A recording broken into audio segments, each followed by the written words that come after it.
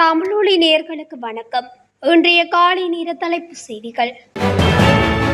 சுகாதார அறிவியல் பட்டதாரிகள் சங்கம் உட்பட பல்கலைக்கழகங்களுக்கு இடையேயான மாணவர் மன்றம் ஏற்பாடு செய்திருந்த போராட்டம் பேரணிக்கு நீதிமன்றம் தடை உத்தரவு பிறப்பித்துள்ளது. நேற்று பிற்பகல் 2:30 முதலில் இருந்து இன்று மாலை 6 மணி வரை குறித்த போராட்டத்துக்கு தடை விதிக்கப்பட்டுள்ளது. தொடர்ச்சியான போராட்டங்கள் காரணமாக கொழும்பு நகர மண்டபத்தை சுற்றியுள்ள பல பகுதிகளில் கடும் போக்குவரத்து நெரிசல் ஏற்பட்டு வருகின்றது.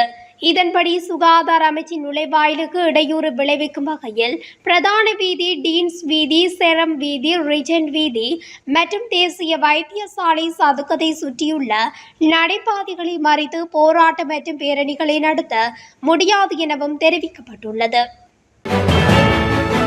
நாட்டில் உள்ள குடிமக்களுக்கு இதுவரை மொத்தம் 6.8 மில்லியன் வரி செலுத்துவோர் அடையாள எண்கள் வழங்கப்பட்டுள்ளதாக உள்நாட்டு வருமான ஆணையர்கள் சங்க தலைவரும் மூத்த ஆணையருமான MA பிரியங்கா தெரிவித்துள்ளார். இதனால் அவர்கள் அரசாங்க சேவைகளை பெறுவது எளிதாகிறது என்றும் MA பிரியங்கா குறிப்பிட்டுள்ளார். உள்நாட்டு வருமான ஆணையர்கள் சங்கத்தின் வருடாந்த மாநாட்டின் போது உரையாற்றும் போதே அவர் இவ்வாறு குறிப்பிட்டுள்ளார். நாட்டில் உள்ள ஒவ்வொரு குடிமகனுக்கும் அரசாங்க சேவைகளை பெறுவதை எளிதாக்க டிஜிட்டல் அடையாள குறியீடு வழங்கப்படும் என்றும் குறிப்பிட்டுள்ளார். இலங்கை உள்ளூராட்சி மன்ற தேர்தலுக்கான தபால் மூல வாக்களிப்பு ஏப்ரல் மாதம் 22, 23 மற்றும் 24 ஆகிய திகதிகளில் நடைபெறும் என்று தேர்தல் ஆணைக்குழு அறிவித்துள்ளது. அன்றைய தினம் தபால் மூலம் வாக்களிக்க முடியாத அரசு ஊழியர்களுக்கு ஏப்ரல் 28 மற்றும் 29 ஆகிய திகதிகளில் தபால் மூலம் வாக்களிக்க வாய்ப்பு வழங்கப்படும் என அந்த ஆணைக்குழு மேலும் தெரிவித்துள்ளது. கொழும்பு கொம்மடி தெருவில் உள்ள இரவு விடுதியில் ஏற்பட்ட மோதல் தொடர்பாக சரணடைந்த 4 சந்தேக நபர்களும் ஏப்ரல் 1 வரை விளக்கமறியலில் வைக்கப்பட்டுள்ளனர். சந்தேக நபர்கள் நேற்று கோட்டை நீதவான் நீதிமன்றத்தில் ஆஜர்படுத்தப்பட்டதை அடுத்து இந்த உத்தரவு பிறப்பிக்கப்பட்டுள்ளது.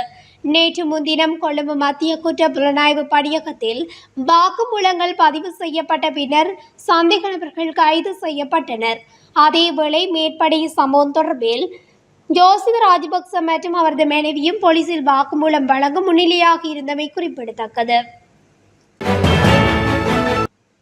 கடந்த காலங்களில் நாட்டில் பொருளாதார ரீதியாக நிச்சயமற்ற நிலைமை காணப்பட்ட போதிலும் தற்போது அந்த நிலைமை மாற்றப்பட்டுள்ளதாக மத்திய வங்கியின் ஆளுநர் நந்தலால் வீரசிங்க தெரிவித்துள்ளார். மேலும் பொருளாதார ரீதியில் இலங்கை ஆபத்தான நிலையில் இல்லையெனினும் உலகளாவிய ரீதியில் பல நிச்சயமற்ற பொருளாதார நிலைமை காணப்படுகிறது என்றும் குறிப்பிட்டுள்ளார். குறிப்பாக அமெரிக்காவின் தீர்வை வரி கொள்கை நாட்டின் வெளிநாட்டு கொள்கைக்கு எவ்வாறான பாதிப்பை ஏற்படுத்தும் என்பது குறித்து ஆராய்ந்து வருகின்றோம் என்றும் அவர் குறிப்பிட்டுள்ளார். இலங்கையில் உள்ள பல்கலைக்கழகங்களின் நுண்கலை மற்றும் குறிப்பிட்ட சில சிறப்பு பட்டப்படிப்பு அனுமதிக்கு தேவையான பொது உளச்சார்பு மற்றும் செயல்முறை பரீட்சைகளுக்கான பொதுமைப்படுத்தப்பட்ட பரீட்சை முறையொன்று அறிமுகப்படுத்தப்பட உள்ளதாக தெரிவிக்கப்பட்டுள்ளது. குறித்த பரீட்சை பல்கலைக்கழக மானியங்கள் ஆணைக்குழுவினால் நாடுளாவிய ரீதியில் முன்னெடுக்கப்படும் என தெரிவிக்கப்படுகின்றது. இதுவரை காலமும் அந்தந்த பல்கலைக்கழகங்கள் தனித்தனியாக மேற்கொண்டு வந்த இந்த தெரிவு பரீட்சைகளை இனி பரீட்சைகள் திணைக்களம் நடத்தும் வாய்ப்பு உள்ளதாகவும் தெரிவிக்கப்படுகின்றது.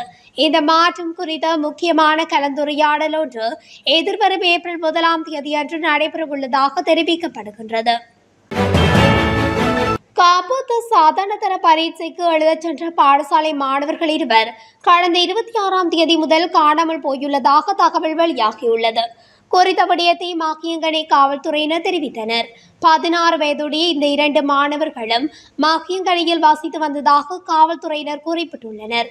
அவர்கள் 26 பாடசாலை சீருடை அணிந்து மாக்கியங்கனை தம்பராவ பரீட்சை மையத்துக்கு செல்வதாக கூறி வீடுகளை விட்டு வெளியேறினர். தேர்வு எழுத சென்றிருந்த இருவரும் வீடு திரும்பாததால் அவர்களின் பெற்றோர் மாக்கியங்கனை காவல்துறையில் முறைப்பாடு செய்துள்ளனர். ஹொரணி ரத்தினபுரி வீதியில் இங்கிரிய மாவட்ட வைத்தியசாலைக்கு அருகில் தனியார் பேருந்தும் சிறிய லோரியும் நேருக்கு நேர் மோதிய விபத்தில் பலர் காயமடைந்துள்ளதாக தகவல் வெளியாகியுள்ளது. ஹொரணை நோக்கி சென்று கொண்டிருந்த தனியார் பேருந்தும் இங்கிரிய நோக்கி சென்று கொண்டிருந்த சிறிய லோரியும் மோதிய நிலையிலே மேற்படி விபத்து நிகழ்ந்துள்ளது.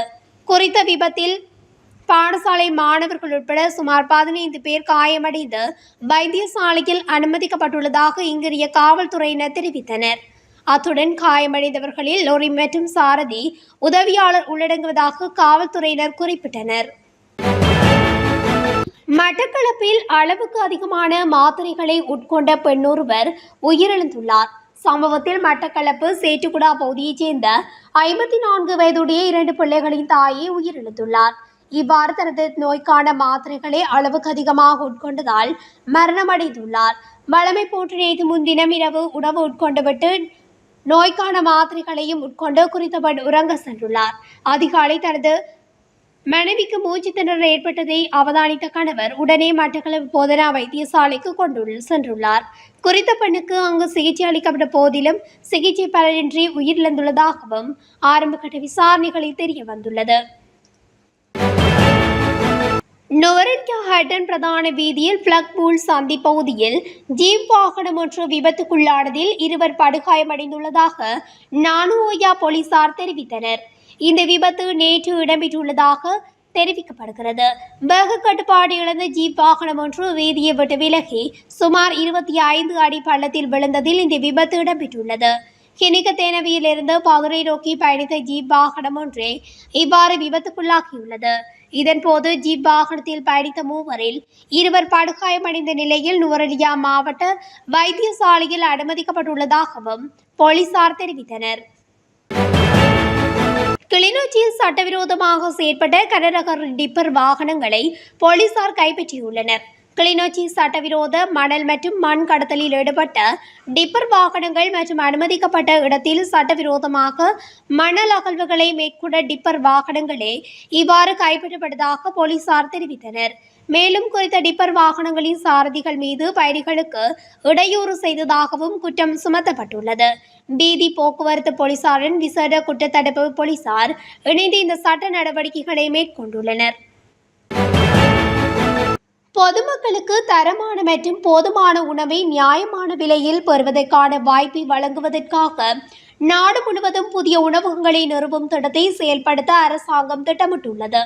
இந்த திட்டம் தேசிய உணவு ஊக்குவிப்பு சபை, சுகாதார அமைச்சு மற்றும் விவசாய அமைச்சினால் தற்போது உணவகங்களை நடத்தும் வணிகர்களின் ஆதரவுடன் செயல்படுத்தப்பட உள்ளது.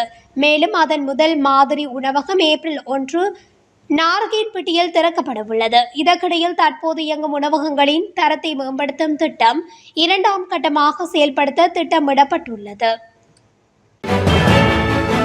கிளிநொச்சி போலீஸ் பிரிவுக்குட்பட்ட ஆணையரவு பகுதியில் 20 கிலோ கஞ்சாவுடன் ஒருவர் கைது செய்யப்பட்டுள்ளார். யாழ்ப்பாணத்தில் இருந்து கிளிநொச்சி நோக்கி நேற்று பயணித்த கேப்ரக வாகனத்தில் இவ்வாறு 20 கிலோ கஞ்சா கொண்டு செல்லப்பட்டுள்ளது. இந்நிலையில் கிளிநொச்சி போலீசாருக்கு கிடைக்கப்பெற்ற தகவலுக்கு அமைவாக சந்தேக நபர் கைது செய்யப்பட்டுள்ளார். திஸ்ஸ மகாராமே தெபரவிவ பகுதியில் உள்ள பாடசாலை ஒன்றுக்கு அருகில் இடம்பெற்ற விபத்தில் பாடசாலை மாணவன் உட்பட 2 படுகாயமடைந்துள்ளதாக போலீசார் தெரிவித்தனர். இந்த விபத்து புதன்கிழமை இடம்பெற்றுள்ளது. சிறுவன் ஒருவர் ஓட்டிச் சென்ற மோட்டார் சைக்கிள் ஒன்று முச்சக்கர வண்டியுடன் மோதியதில் குறித்த விபத்து இடம்பெற்றுள்ளது. விபத்தில் மோட்டார் சைக்கிளின் பின்புறத்தில் பயணித்த பாடசாலை மாணவன் ஒருவர் முச்சக்கர வண்டியின் சாரதியும் படுகாயமடைந்த நிலையில் சிகிச்சைக்காக வைத்தியசாலையில் அனுமதிக்கப்பட்டுள்ளனர். காப்பது சாதாரண தர பரீட்சையில் தோற்றுவிருந்த மாணவன் ஒருவனே இவ்வாறு படுகாயமடைந்துள்ளதாக போலீசார் தெரிவித்தனர். இத்துடன் தமிழொலியின் இன்றைய காலை நேர தலைப்பு செய்திகள் நிறைவடைகின்றன.